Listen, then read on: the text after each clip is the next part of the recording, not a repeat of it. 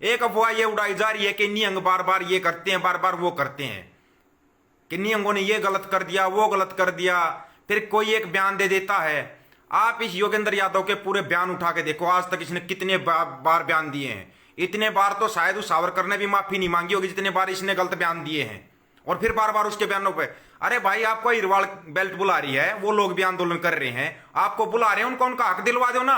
वहां पर तो हक दिलवाने नहीं आएगा, बस वहां पर बैठकर और जाकर मीडिया में कुछ भी बोल देगा, वहां पे बोल देता है कुछ भी। और यहां पर हक दिलवाने की जब बात आती है, यहां क्यों नहीं आ रहे? जहां पर हक वाली बात है वहां तो आप आते नहीं। पल्ला झाड़ने के लिए आप बड़ी जल्दी आ जाते हो, पल्ला झाड़ने में आप लोग माहिर हो। नहीं, हमारा इनसे कोई मतलब नहीं है। अगर जो लगा हुआ है, फिर आपसे भी जनता कोई मतलब नहीं रहेगा, ये भी ध्यान रख लेना। अगर आप बोलो ना जनता से आपका कोई मतलब नहीं, तो जनता को भी आपसे कोई मतलब नहीं है। सीधी और स्पष्ट बात यह है। अब बार बार कहा जा रहा है कि निहंगों को वहां से उठाया जाएगा, सिंघू बॉर्डर से। नहीं उठाया जाएगा। वो शुरुआत से इस आंदोलन में, जो शुरुआत से इस आंदोलन में जुड़ा हुआ है और सच्चे मन से जुड़ा हुआ है, जब वहां पर उन बाबाओं ने क्लियर कर दिया है कि अगर हमारी कहीं पर भी कोई गलती हो या हमने कोई गलत किया हो तो हम सजा, जो भी सजा देगी या जनता सजा देगी, हम सजा के लिए तैयार हैं। तो उसमें क्या रह गया? किसी को कौन सा डाउट रह गया? ये बताना एक बार। लेकिन आप लोगों ने तो बस ये करना है, कोई एक फिल्म देखनी है और उसको चला देना है। अब कर दो ना वीडियो, कितना शेयर करोगे? कोई गाजीपुर बॉर्डर खाली नहीं हो रहा, कोई सिंघू बॉर्डर खाली नहीं हो रहा, कोई टिकरी बॉर्डर खाली नहीं हो रहा।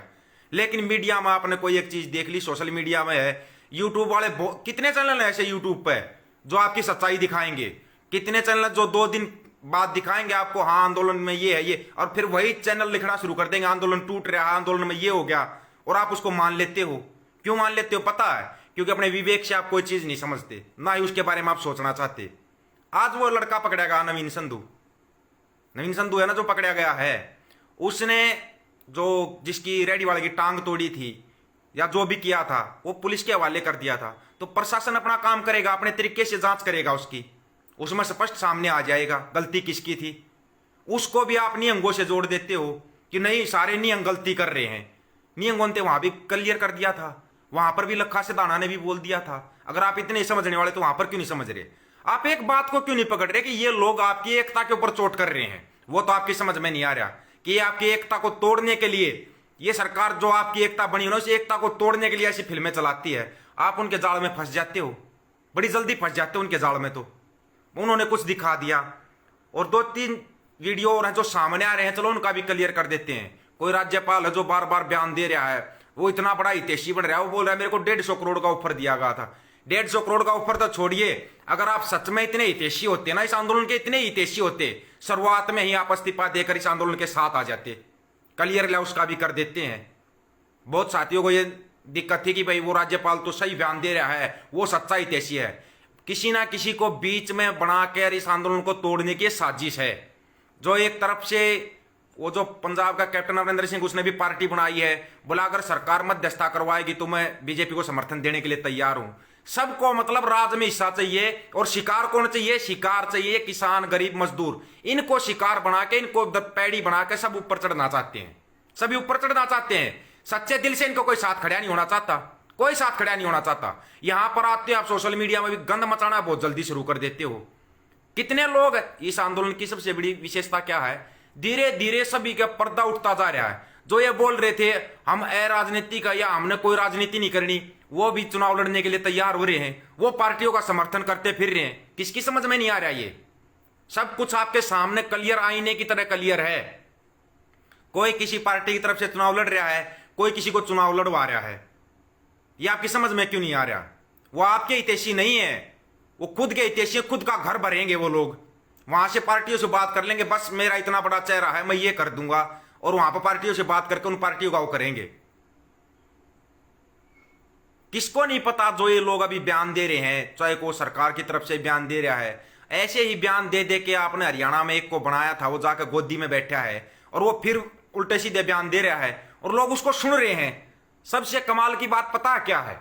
सबसे बड़े कमाल की बात यह है कि जो लोग पहले कुछ बयान दे रहे थे, अभी कुछ बयान दे रहे हैं। आप एक बयान को सुनते हो और बस उसी के आधार पर चलना शुरू कर देते हो।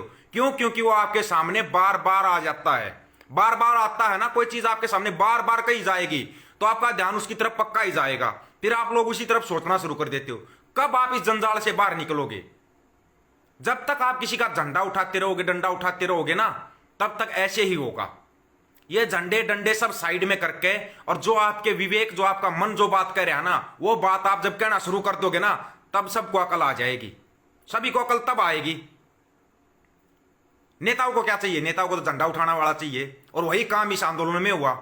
आपको झंडे उठाने वाला बना दिया। अगर आप झंडे उठाना शुरू करके, मेरा नेता फलाना, मेरा नेता धकड़ा, आपने झंडे उठाने शुरू कर दिए, वही नेता फिर जब आपके जज्बातों से खेलता है, तब आपकी समझ में नहीं आता। कब आपकी समझ में आएगा ये बताओ? बार बार बताया जा रहा है कि आप इस जंजाल से बाहर निकल जाओ। कोई भी फैसला करना आपको जब खुद करना है, तो आप दूसरे के भरोसे पे क्यों रहते हो? कोई दूसरा आपके भविष्य का फैसला करेगा तो वो तो ऐसा ही फैसला करेगा। पता लोगों की सबसे बड़ी समस्या क्या है? लोगों को अपने गांव के अंदर एक मेंबर का चुनाव करना नहीं आता, और वो यहां पर मुख्यमंत्री का चुनाव करना शुरू कर देते हैं। किसी को भी आप मसीहा बड़ी जल्दी ढूंढने लग जाते हैं लोग। बस फलाना मसीहा यही कौम का भला करेगा, कौम का मसीहा, जाति का मसीहा, राजनीति का मसीहा, ये मसीहा ढूंढने बंद कर दो।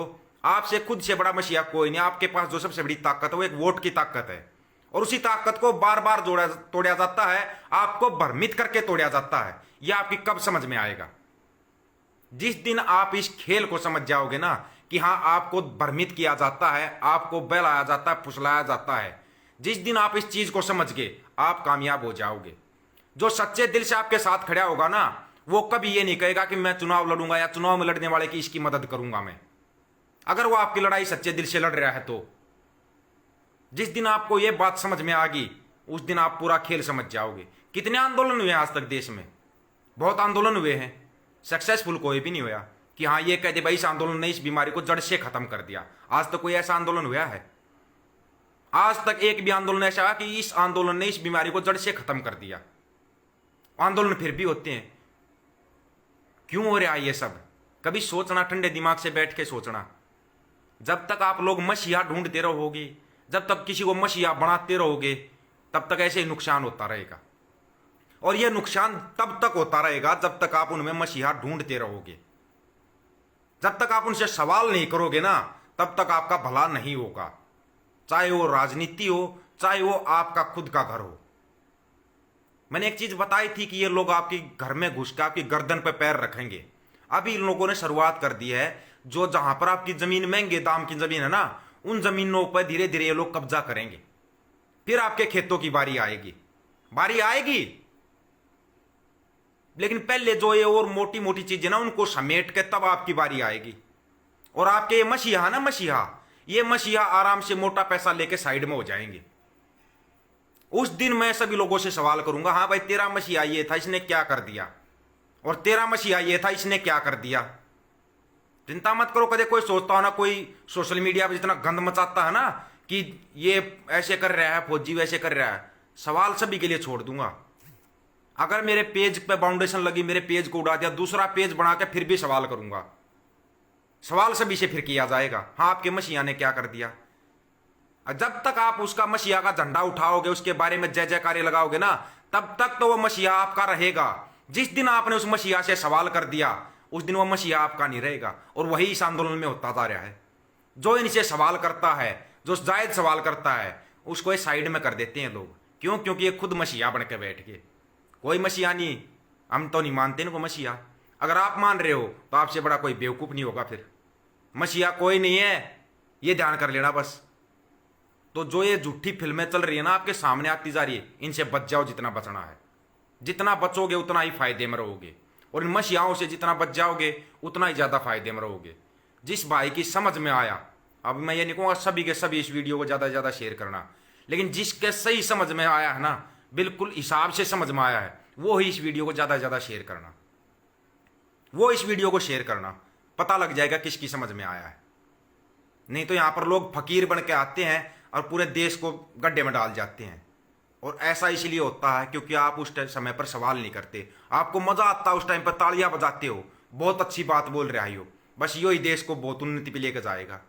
टोको हर किसी को, सवाल करो।